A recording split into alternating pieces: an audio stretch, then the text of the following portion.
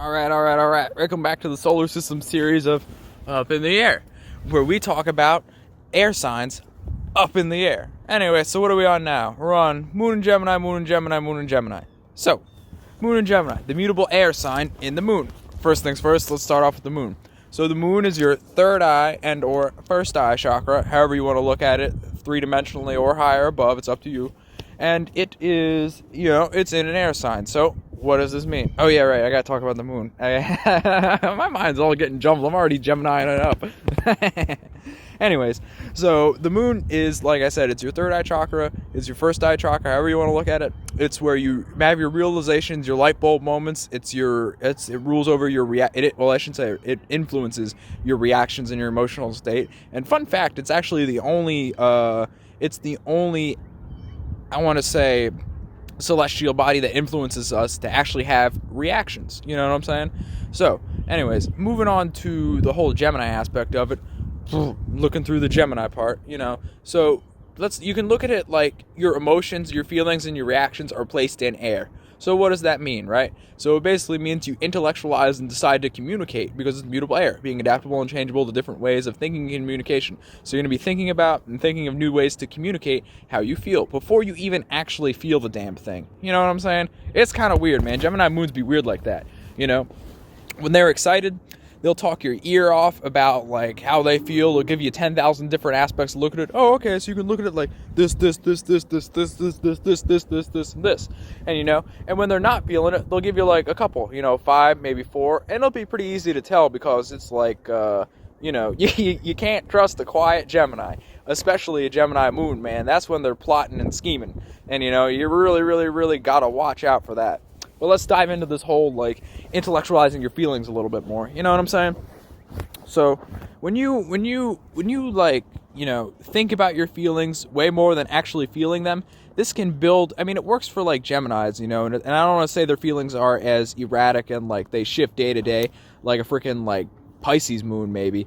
But, these feelings, it's like they just talk about them, and it's like sort of a backwards way where they're kind of like influenced to repress their feelings because they'll be spending so much time analyzing, plotting, scheming, being all like, I'm thinking this way, I should feel this way, we just did this, we should feel this way, and like they don't actually take the time to grieve and like feel those emotions at sometimes or feel happy at sometimes, even though their general state is kind of uplifted and happy anyway because they're excited and they're talking about it, and you can tell because they're talking like it sounds like a machine gun the way they talk sometimes. But I shouldn't say machine gun, it's like a submachine gun because Gemini is like, it's light and uplifting and it's like, you know what I'm saying? So it's like instead of, and those low vibrations would be slower anyway, so it doesn't make sense.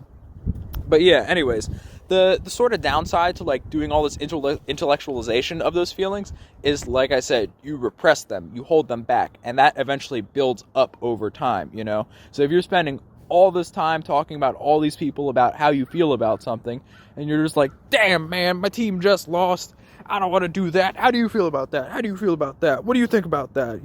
You're asking, you're like looking outside of yourself to find out what all of these feelings are, when in reality, you neglected to ask how you feel about it. Or when you did ask how you feel about it, you thought, well, I could feel this way about it. Well, I could feel this way about it. Well, I could feel this way about it. Well, I could feel this way about it.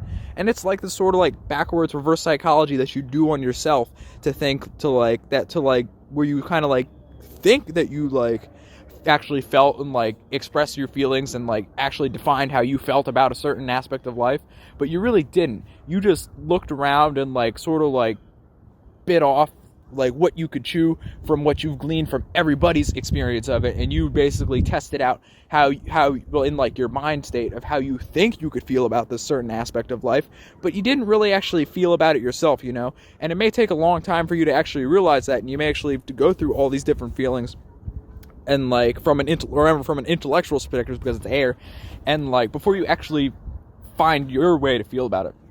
You know what I'm saying? It's weird. It really gets weird like that. But they're cool. The benefit to having like all these perspectives of how you could feel about something is all these perspectives will point you to like these different thoughts that could be useful for, like projects, activities, being a manager, managing all these groups of people, because you have like this predefined understanding of how other people feel, so you can sort of see it in other people, even though you can't do it for yourself to some extent, you know? So if you see, you can kind of like, it's kind of like a combination of a Capricorn sun and Mercury in Aquarius, because it has this like similar ability of where it can like see the structure of how like a certain group could work together, and it's really good at like putting groups together, but it's like it can't stick to that ability the way Sun in Capricorn and Mercury in Aquarius could. You know what I'm saying? Because it's just like, oh, they can like catch on to that like air and thought space for like a hot second, but they can't continue through it and actually like, you know, have any follow through with it, because their mind could shift to something else the next day. And I don't want to like say that like it's extremely possible and that they would do it, but it's like, well, I mean, I should take back my extremely possible. It is extremely possible, but don't neglect the fact that they have self-control. And all you really have to do to get any Gemini side off their hot shit track of where they're just like riding the thought wave and they blasted it up so high and they're just like, I see this, I see that, I know this, I know that. You know, like, don't look at it like that. All you gotta do is just kind of like smack them upside the head and be like, hey, pay attention, motherfucker. And they will, you know, they'll be like, oh, my bad. You know, that's just how they just get, like I said, they just get a little manic when they catch on to that, like, you know, that like thought frequency that like really like, you know, gives them the jitters, you know, that like puts them on the pedestal where they're like, no, man, chill, don't pay the bills. I gotta be hype. I gotta do this. I gotta do that. You know what I'm saying? And that's just how Geminis be getting after it. You know what I'm saying? Gemini moon specifically. And to talk a little bit more about what happens when they do actually get into the mental, like the sort of like emotional state switch, is it's just like you got to remember, like, they have all these thoughts coming at them. So when they catch on to a thought that they really like and they've been in a space that they don't like, they'll just switch. And it doesn't matter how you feel about it, and they don't care how you feel about it, you know? They may understand how you feel about it, but it's not like they catch that feeling for themselves. So it's sort of like in this weird, like I get it, but it doesn't carry the full weight that it would for someone else. You know what I'm saying? So they're just like, oh, whatever. You know, like, I do what you got to do, man. It's not no skin off my back. You know what I'm saying? So that's just how it be for them. But yeah, when they do switch, it's kind of like they'll just like I said, they'll just switch and not think twice about it. You know, they'll just move on to this different space, do this, do that, and it's just like they don't really. It's just they don't see what you would be doing for them, so they just keep it moving, and they switched up how they felt because they just wanted to do something different. And that's how you should, I mean, that's really how you should do it anyway. It's not like, if it's not hurting anyone, you don't really have to ask anyone. It'll just, you know, you just have to remember that if you are this sign, or if you're looking at someone with this sign, to you know, remind them to be considerate of others, or be considerate of others, and just be like, oh, okay, does this hurt anyone? And if it doesn't, just do you. You know what I'm saying? But anyways, that's Gemini moon. So a little bit more of the backstory about Gemini. Gemini is birth from the third house. They're ruled by Mercury, and they fall in Jupiter. So it's like, yay, thinking and communication, being adaptable to that. No, being adaptable and changeable to different visions, philosophies, and meaning. That, you know, it's in the moon and we're not really feeling, so we're just thinking. Anyways, moon and Gemini.